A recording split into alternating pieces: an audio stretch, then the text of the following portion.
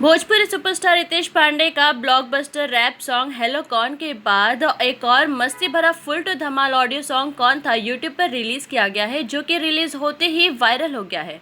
ये सॉन्ग मात्र 12 घंटे में ही 2 मिलियन व्यूज पार कर गया है। फुल टू धमाल ये रैप सॉन्ग कौन था सिद्धि म्यूजिक वर्ल्ड म्यूजिक कंपनी के ऑफिशियल यूट्यूब चैनल से रिलीज किया गया है। रितेश पांडे ने यह रैप सॉन्ग अपनी खास शैली में गाया है। वहीं स्टाइलिश स्टार समर सिंह का एक और धमाकेदार रैप सॉन्ग कौन था टेंशन मतलब मैं था वर्ल्ड वाइड रिकॉर्ड्स भोजपुरी से हुआ release. Back to back Bhojpuri के यह गाने यूट्यूब पर धमाल मचा रहे हैं। पहले आया हेलो कौन, फिर कौन था और अब कौन था टेंशन मतलब मैं था। ये तो ऐसे लग रहा है कि मानो हमारे भोजपुरी सितारों ने बात करने का एक नया टेक्नोलॉजी लेकर आए हैं, जहां बात भी हो रही है और जिससे लोग एंटरटेन भी हो रहे हैं।